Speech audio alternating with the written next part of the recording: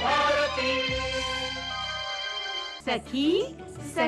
सखी सहेली कार्यक्रम सुनने वाले सभी सखियों को और सभी श्रोताओं को संगीता श्रीवास्तव और सोनाली पाठक का नमस्कार। क्या हालचाल है? हाँ बिल्कुल ठीक है। और आपके भी हालचाल कैसे हैं सोनाली? बहुत अच्छे हैं। सामने आप हैं, बहुत सारे श्रोताओं का साथ है, तो फिर हालचाल क्या कहिए, बहुत अच्छे हैं। बहुत दुरुस्त हैं। वैसे पूछते रहना चाहिए हालचाल, है ना? हाँ, भले ही सामने वाला बहुत खुश दिख रहा हो तो भी हालचाल पूछना जरूरी है, क्योंकि उस बहाने हम एक दूसरे से बातें करते हैं, थोड़ा अच्छा भी लगता है। अच्छा लगता है ना?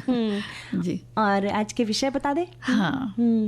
तो आज जैसे सोमवार को हम व्यंजन की बारी होती है ना, व्यंजनों के बारे में बताते हैं। हमारे सखियां श्रोताओं भी व्यंजन लिख कर भेजते हैं। तो आज का विषय है कटहल के व्यंजन। तो कटहल जो है बहुत कम लोग खाते भी हैं तो कम खाते हैं, पर वो भी बहुत लजीज व्यंजन उसके बनते हैं। तो आज कटहल के व्यंजन के बारे में हमारे कुछ साथियों ने, कुछ श्रोताओं ने लिख कर भी भेजा है। फायदेमंद भी माना जाता है काफी सेहत के लिए। जी।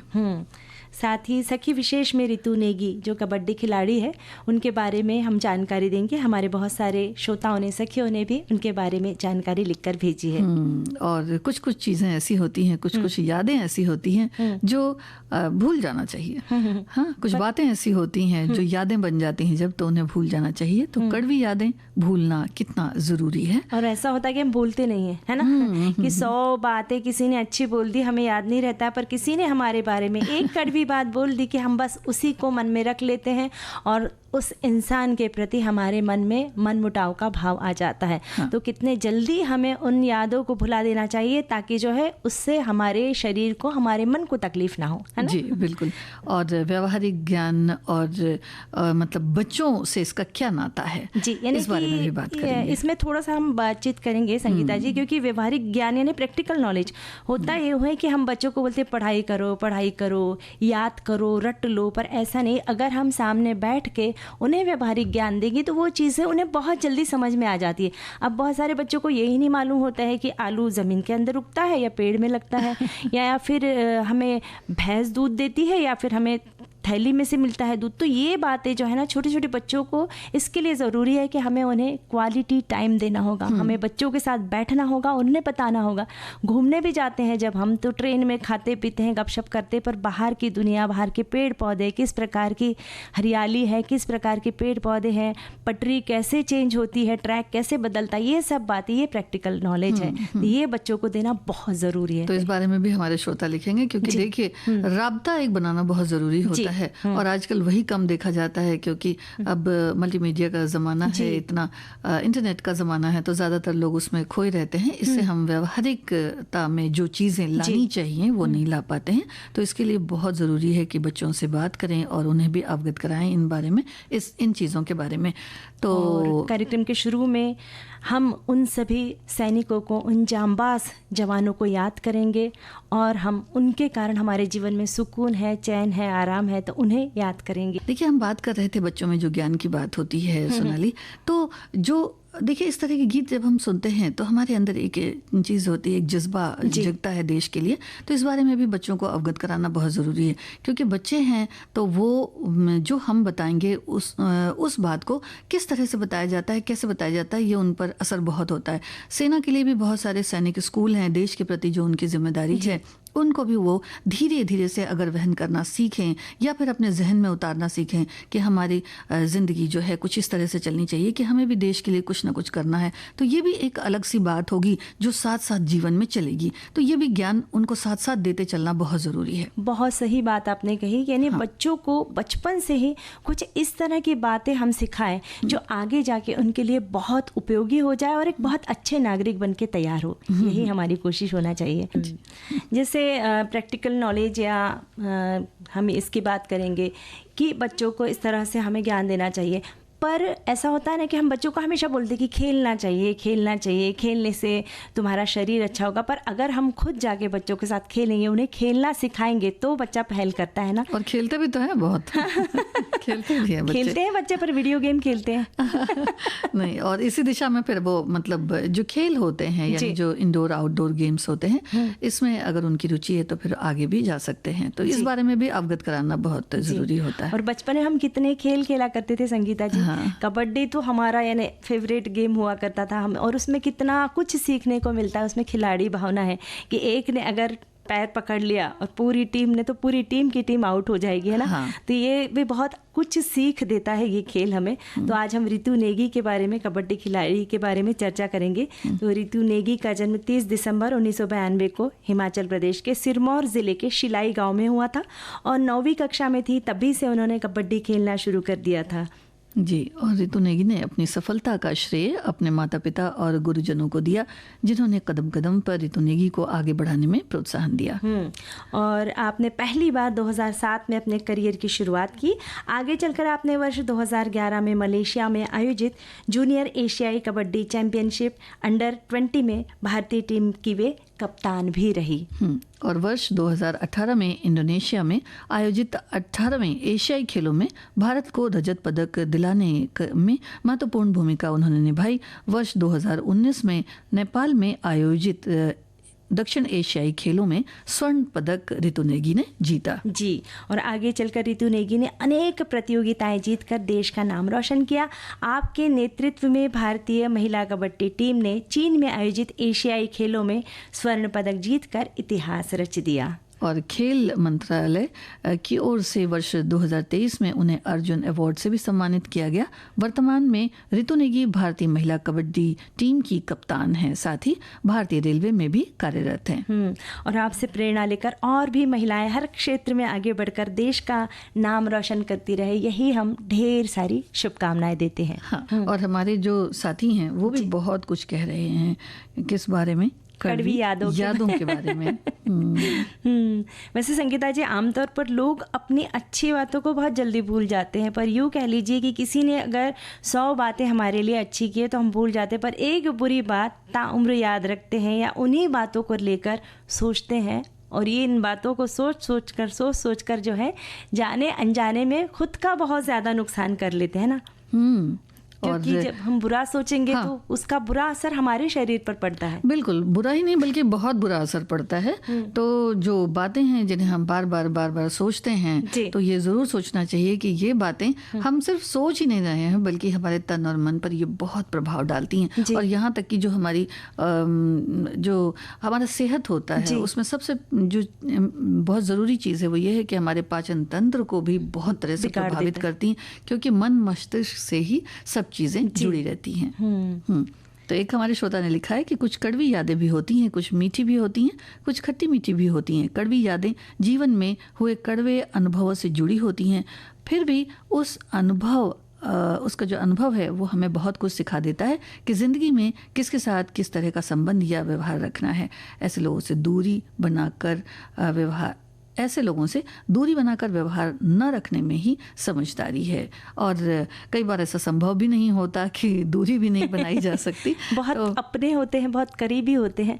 पर हाँ, ये बात है कि हम उन्हीं बातों को बार बार सोचना, दोहराना, ये हम अपने हाथ में रख सकते हैं कि चलो ठीक है, उन्हें ऐसा कड़वा बोलने की आदत है तो हमें सोचना नहीं उस बारे में और आगे बढ़ना है ना। और एक हमारे साथी लिखते हैं, कड़वी यादें मानसिक तनाव और चिंता का कारण बन सकती है। इन्हें भूलने से मानसिक शांति मिलती है। कड़वी यादें हमें अतीत में फंसा सकती है और इन्हें भूलने से हम जीवन में आगे बढ़ने और नई चुनौतियों का सामना करने के लिए तैयार हो सकते हैं। कड़वी यादें भावनात्मक स्वास्थ्य पर नकारात्मक प्रभाव डाल सकती है। इन्हें भूलने से भावनात्मक स्वास्थ्य में सुधार हो सकता है। कड़वी यादों को भूलने से हम जीवन के सकारात्मक पहलुओं पर ध्यान केंद्रित कर सकते हैं और जीवन को अधिक सकारात्मक दृष्टिकोण से देख सकते हैं। एक और श्रोता ने लिखा है कि हमें अपने मस्तिष्क को खूबसूरत, सृजनशील, सकारात्मक, नवीन अन्वेषण यानी कि जो नई चीज़ें हैं वो सोचना चाहिए। उस बारे में सुंदर विचारों को की सुगंधित बगिया बनाकर सजाए रखना, जहाँ दुख, अवसाद, पछतावे और नकारात्मक सोच के लिए रत्ती भर भी स्थान न हो। तभी हमारा परिवार, समाज, प्रदेश और देश सुदृढ़, समृद्ध और विश्वगुरु बनेगा। सुंदरता के लिए सुंदर देखना और दिखना और दिखाना बेहद आवश्यक है, लेकिन कई बार ये संभव नहीं होता।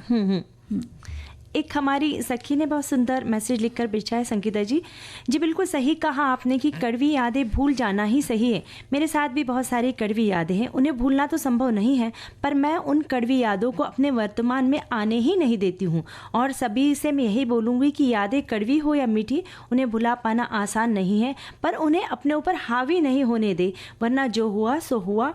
पर अगर हम उन्हें अपने ऊपर हावी होने देंगे तो हमारा भविष्य भी उससे प्रभावित होगा।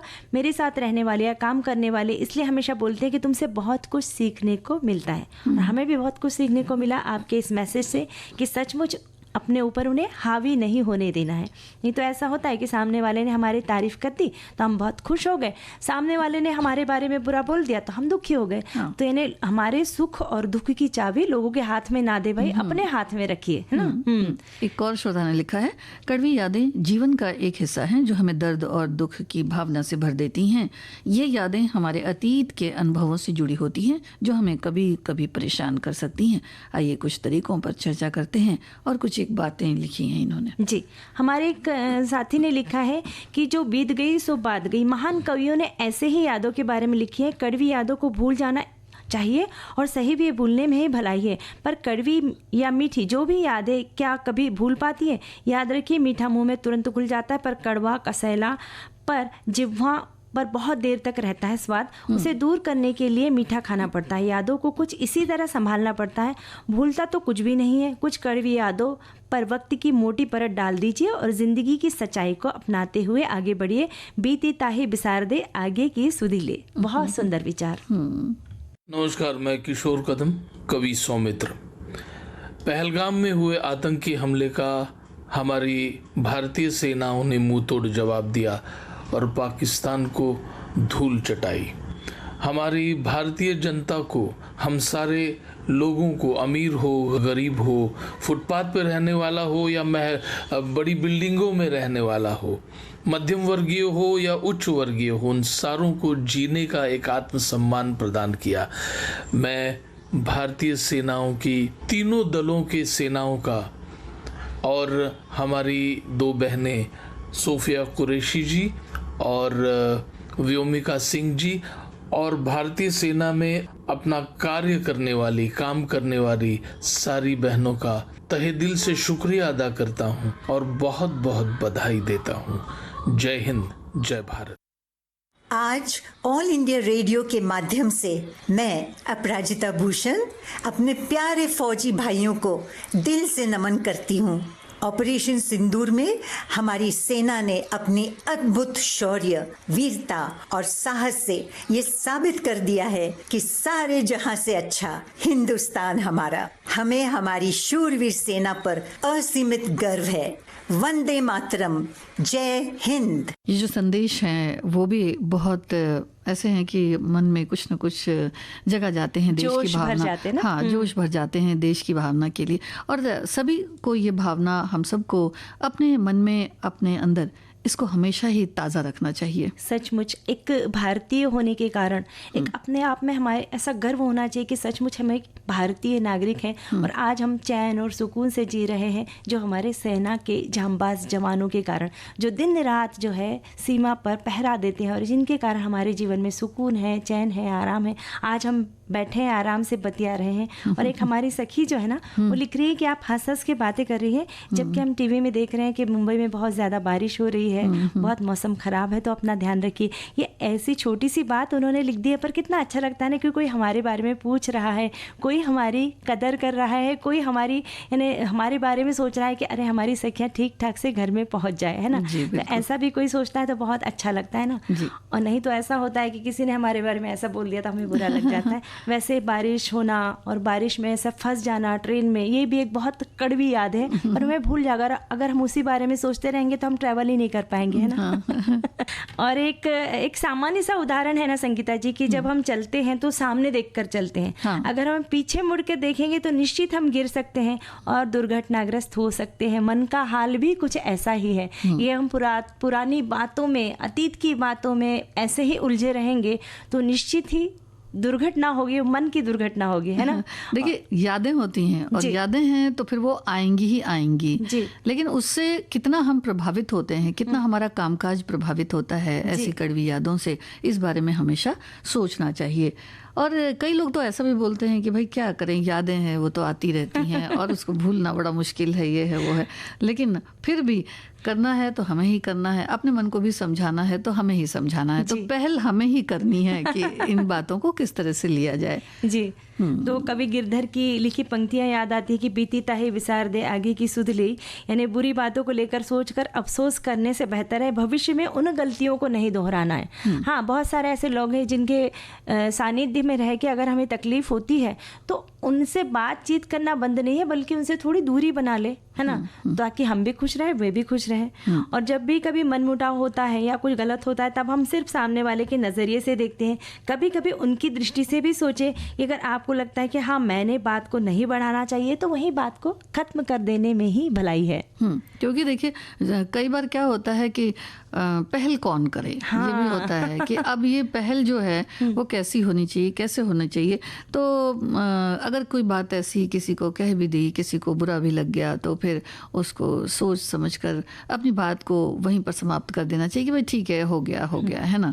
लेकिन कई बार ऐसा होता है कि न सामने वाला झुकता है ना हम झुकते हैं, फिर वो बात जो होती है वो और बढ़ती चली जाती है।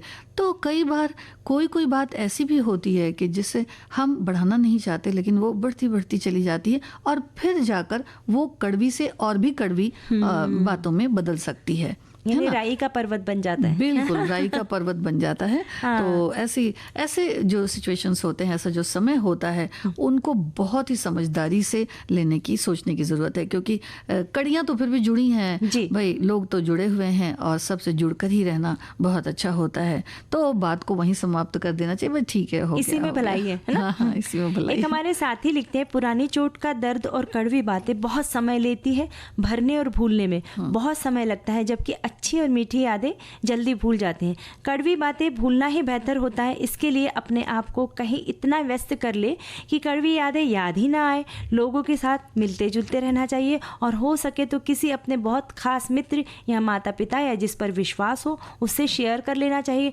शायद वही कोई मदद करे आपकी। बहुत सुंदर विचार, बहुत अच्छी सलाह आपने लिखकर भेजी है। बहुत धन्यवाद हमारे इन श्रोताओं का। और देखिए कई बार क्या होता है कि सत्य को हम लोग नहीं जानते हैं ना कि भाई सत्य क्या है, और कई बार क्या होता है कि जब कोई सच कह देता है तो वो बात फिर बुरी लग जाती है, या उसको हम ऐसा सोचते हैं कि भाई फलाने ने कितना कड़वा कह दिया, है ना।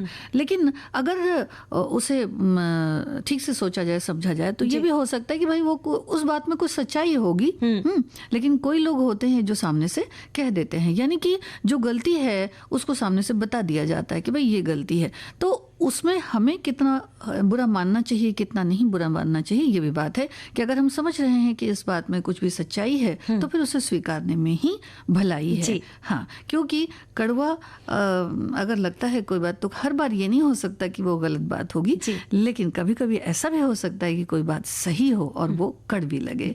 हाँ, कहते हैं ना कि सत्य हमेशा कड़वा होता है। जी, हमारे एक साथी भी लिखते हैं, सत्य को समझना हर दुख से, पीड़ा से निकलने का एकमात्र रास्ता है। वह सत्य आपका वर्तमान है, इसे कभी ना भूले। इसलिए जो हो रहा है अगर वह आपके नियंत्रण में नहीं है तो उसे होने दे। अगर वह आपके अनुकूल नहीं है या दुख का कारण बनता है तो धैर्य के साथ इसके गुजर जाने का इंतजार करे, भूल जाए। यह एक खुशहाल जीवन का मूल मंत्र है। तो समय का इंतज़ार करना चाहिए, और कहते हैं कि समय एक ऐसा होता है कि समय हर घावों को भर देता है, और समय बड़ा बलवान होता है। हाँ, तो समय का इंतज़ार करना चाहिए अगर कुछ हो जाता है फिर गड़बड़ तो। नमस्कार देशवासियों, हमें अपने फौजी भाइयों की हिम्मत, उनके शौर्य पर नाज है। उन्होंने जिस साहस और वीरता का परिचय दिया है वह अद्भुत है। मैं विनय सप्रू उनका नमन करता हूँ। जय हिंद। जैसे कि आज का हमारा एक बहुत महत्वपूर्ण विषय है ना संगीता जी कि बच्चों को दीजिए व्यवहारिक ज्ञान। तो हमारे बहुत सारे श्रोता भी भर भर के कमेंट्स लिखकर भेज रहे हैं, पर आमतौर पर ऐसा देखा गया है ना कि माता पिता बच्चों को पढ़ाई करने के लिए कहते हैं कि बच्चों के उज्जवल भविष्य के लिए सिर्फ रट कर परीक्षा में अच्छे नंबर लाना ही पर्याप्त नहीं है, बल्कि उन्हें व्यवहारिक ज्ञान यानी प्रैक्टिकल नॉलेज देना बहुत ज़रूरी है।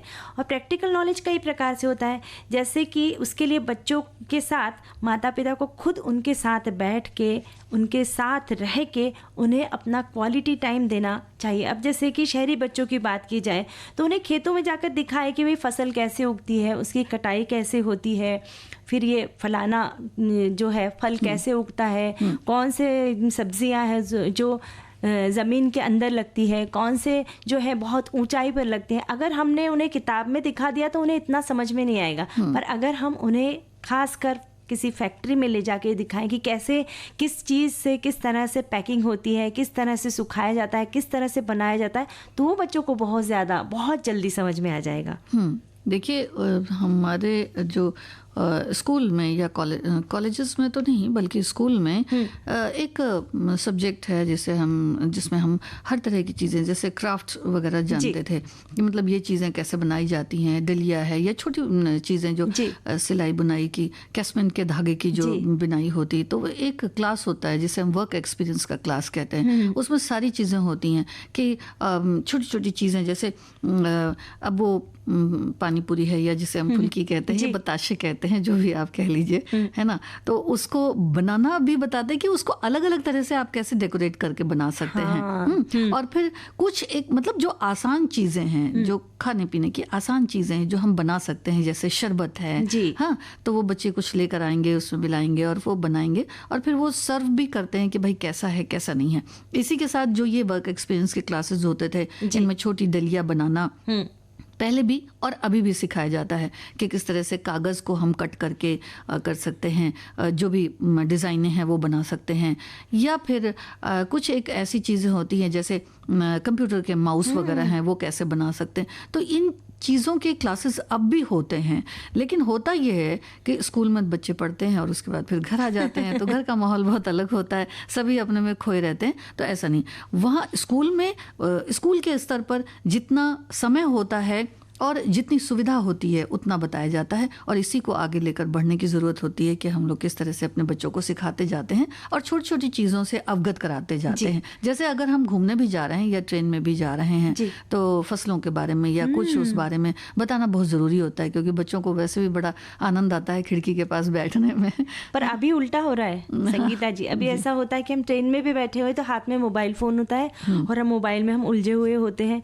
हम ये बाहर झाँक के देखते ही नहीं कि बाहर की दुनिया कैसे पर्वत, जैसे हमें ऐसा लग रहा है कि हमारे साथ दौड़ रहे हैं, पेड़ दौड़ रहे हैं, रास्ते दौड़ रहे हैं। वो एक अद्भुत और एक बहुत रोमांचक अनुभव हुआ करता है ना। तो बच्चों को ये जो है ना, ये मोबाइल फ़ोन की दुनिया में इतने उलझते जा रहे हैं कि ये जो है ना प्रैक्टिकल नॉलेज में थोड़े पीछे हो रहे हैं।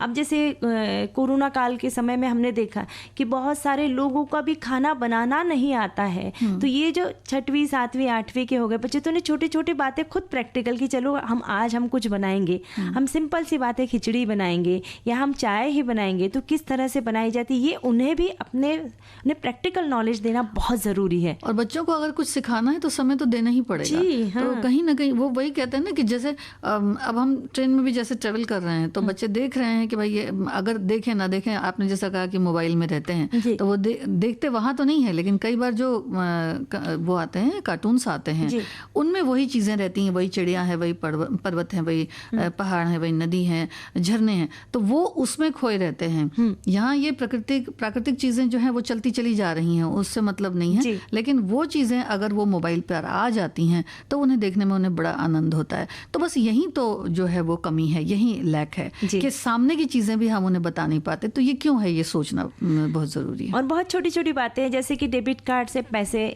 कैसे निकालना है, तो हम घबराएंगे कि भाई वो खो देगा या फिर कम पैसे निकाल। अपने साथ में खड़े रह के उन्हें काम करने दीजिए। और कभी कभी ऐसा हो जाता है ना कि उन्होंने कुछ गलती कर दी बच्चों ने, तो हम उन्हें हाथ ही नहीं लगाने देते। जैसे कुछ जल गया या कुछ हो गया, कट गया, तो फिर हम कहेंगे नहीं नहीं वो काम मत करो। ऐसा नहीं है।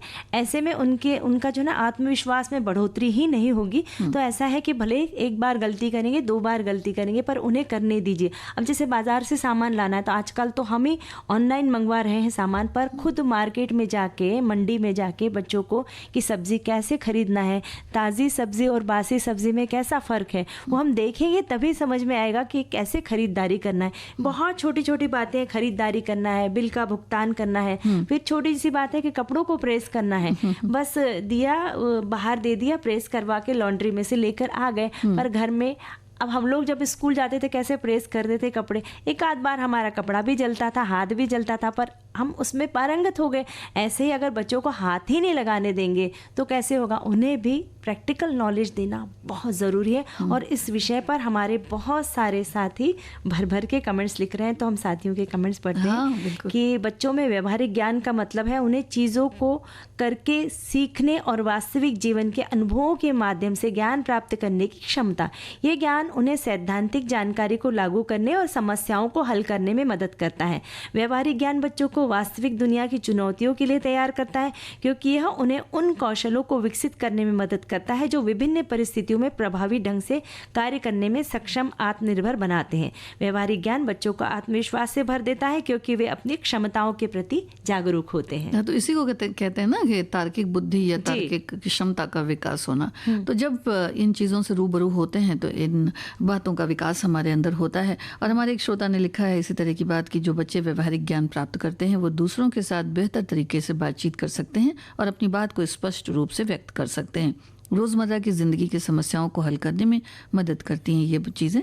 व्यवहारिक ज्ञान बच्चों को जीवन में आने वाली विभिन्न चुनौतियों का सामना करने और उन्हें हल करने के लिए तैयार करता है, स्वतंत्र बनाता है। और व्यवहारिक ज्ञान बच्चों को अपने जीवन में निर्णय लेने और अपनी जिम्मेदारियों को निभाने में सक्षम बनाता है। तो यही है कि सृजनात्मक जो क्षमता होती है वो बढ़ती है, व्यवहारिक ज्ञान बढ़ता है, चीज़ें सोचने समझने में आत्मविश्वास बढ़ता है। और इस माध्यम में जो भी माध्यम से जो समस्याएं होती हैं वो जब उस हिसाब से वो हल करते हैं, यानी कि अपनी सोच के हिसाब से जब उसको हल करते हैं तो फिर बात ही कुछ और होती है। और फिर वो बड़े जल्दी जल्दी से परिपक्व बन जाते हैं, अपनी जिम्मेदारी को समझते हैं।